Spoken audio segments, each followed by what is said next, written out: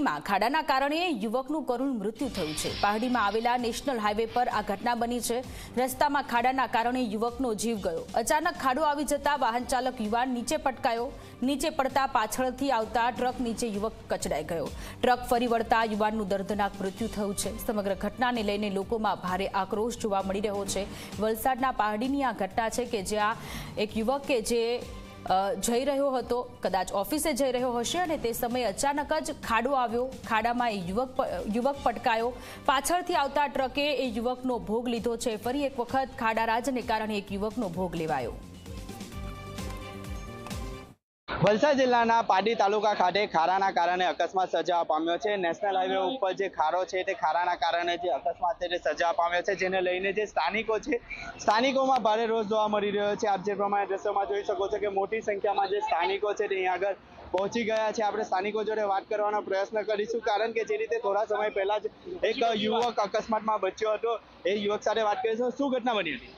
घटना तो रिपीट पर रिपीट करते आयो छू साहेब, अत्यारथी 1 कलाकथी रिपीट करतो छू। घटनामां एवुं छे के 1 वीक पहेला मैं तमने ऑलरेडी इन्फॉर्मेशन आपेली हती के मारी जोड़े आवी घटना बनी चूकेली हती अने आ भाईनी जेवी रीते टुकड़े टुकड़ा एम्ब्युलन्स में भराया छे एवी रीते टुकड़े टुकड़ा मारा बी भराता होते 1 वीक पहेला।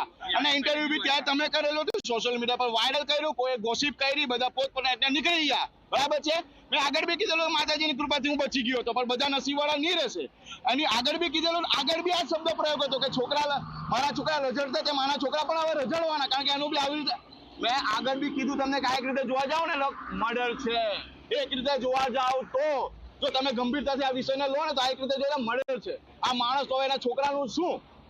આગળ બી આ શબ્દ પ્રયોગ વારંવાર થયો છે। આ પબ્લિક પણ બધું આના માટે અહીંયા ઊભું છે, સપોર્ટ માટે, ઇન્સાનિયત માટે કે એક વ્યક્તિને આવું થયું, કાલે ઉઠીને બધા જોડે આવું થઈ શકે, એના માટે આ પબ્લિક બધું અહીંયા હાજર છે। આપણી સાથે અન્ય પણ છે। શું ઘટના બની? साहब हम लोग जब अभी 15 दिन पहले भी जाम लगा था तो हम लोगों ने आके जाम खुलवाया था पुलिस वालों के साथ, लेकिन आए न दिन यहाँ एक मर्डर होता है। क्या ये जो रोड बनाते हैं, जिनका कंट्रैक्ट है, करोड़ों रुपया लेते हैं, रोड नहीं दिखता उनको? हम लोग इसलिए खड़े हैं, हमने साहब का काम कोई नहीं रोका। साहब को मिट्टी उठा ले गए, लाश ले गए, साहब को रोड मिट्टी डाल गए, हमने राजी किया। हम लोग रोड जाम कर रहे, साहब बोले रोड मत जाम करो, हमने रोड नहीं जाम किया साहब, ठीक है। लेकिन हम लोग ये जो लाश अभी ये सब पड़ा हुआ है, हम लोग इधर से गाड़ी नहीं जाने दें, इसलिए कि कोई भी एक आदमी वहाँ से 1-2 आदमी जो PWD के हैं, जो रोड का कंट्रैक्ट ले, वो यहाँ आए और इसकी देखे कि क्या हालत हुई। अभी ये मर गया, इसके बाल बच्चों को कौन दवा पानी देगा? साहब आप बताओ। और ये देखो हेलमेट, आप જોઈ શકો છો કે જે યુવક છે તે યુવકે હેલ્મેટ પહેર્યું હતું, તે હેલ્મેટ પણ અહીં આગળ પડ્યું છે।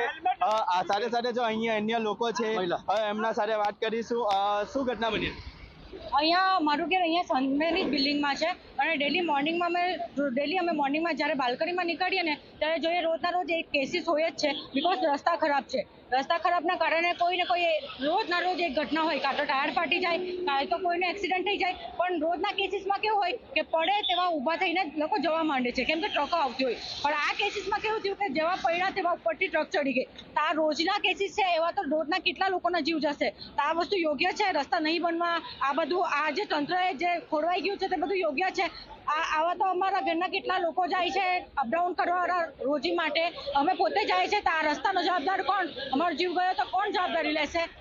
આ તંત્ર તો આવી રીતના જતું રહેશે। આ વ્યક્તિનો જીવ ગયો, પાછું આ બધું જેવું થાય તેવું રહી જશે। આ રસ્તો તેવો ને તેવો જ રહેશે, કાલે પાછી એક ડેથ થાય, પાછા બધા લોકો જાગશે, પાછા નોર્મલ કાર્યવાહી થાય, પાછું તેવું જ થઈ જશે। પણ રસ્તો જાણ હતા જ આ રસ્તા અમે બીજું શું માંગતા છે? પૈસા માંગતા છે? ના, ખાલી એક રસ્તો માંગતા છે, તે બી નહીં બનાવી શકે તો પછી માણસ ક્યાં જવાના?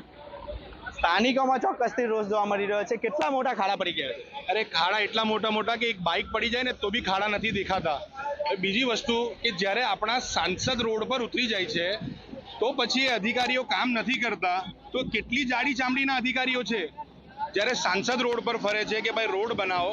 અરે આ કેટલા જણાનો ભોગ લેવાના? આ માણસ અત્યારે જે એક્સપાયર થયો એ માણસ રોજિંદા કમાવાવાળો માણસ, એ વાયરમેન તરીકે ઓળખાયો, એ માણસ મરી ગયો। આજે એના ઘરનું ભરણ પોષણ કોણ કરશે? કોઈ તંત્ર અહીંયા જવાબ લેશે? હવે આજે આ જાગૃત નાગરિક બધા એટલે જ ઊભા છે કે FIR કરો, IRB પર FIR કરો। આજે ટોલ વસૂલ કરે છે, એ લોકો શાનું ટોલ વસૂલ કરે છે? ને જ્યારે વરસાદ નહીં હોય ત્યારે એ લોકો કામ કરવા નથી આવતા, ને ચાલુ વરસાદે હું ઠીંગણા બતાવવા આવે છે, JCB લઈને એ લોકો ઠીંગણા મારવા નીકળે છે। આજે 3-4 દિવસથી વરસાદ હતો ત્યારે એ લોકો જેસીબી લઈને ફાંફા મારે છે. કોણ જવાબદાર છે એનો? કોણ જવાબ આપશે એનો? ચોક્કસથી જે રીતે આપ જોઈ શકો છો કે જે સ્થાનિકો છે તેઓમાં ચોક્કસથી રોજ જોવા મળી રહ્યો છે. આપણે બતાવવા માંગીશ કે અહીં આગળ જે યુવક છે તે યુવક બાઇક લઈને પડ્યો હતો અને ત્યારબાદ જે યુવકનો પાછળથી આવતા ટ્રક ચડી ગયો હતો અને ત્યારબાદ યુવકનું ઘટના સ્થળે જ મોત નીપજ્યું હતું. ચોક્કસથી જે રીતે લોકો છે તે લોકોમાં પણ મોટા પ્રમાણમાં રોષ જોવા મળી રહ્યો છે, કારણ કે જે હાઈવે ઓથોરિટી છે તે લાખો રૂપિયાનો ટોલ ઉઘરાવે છે અને જે હાઈવે ઓથોરિટી દ્વારા યોગ્ય કાર્યવાહી કરવામાં નથી આવતી, તેને લઈને જે સ્થાનિકો છે તેઓમાં ચોક્કસથી રોષ જોવા મળી રહ્યો છે. સ્થાનિકો એક જ માંગ કરી રહ્યા છે કે હાઈવે ઓથોરિટી પર હવે FIR નોંધવામાં આવે. ઉમેશ પટેલ, ઝી મીડિયા, વલસાડ.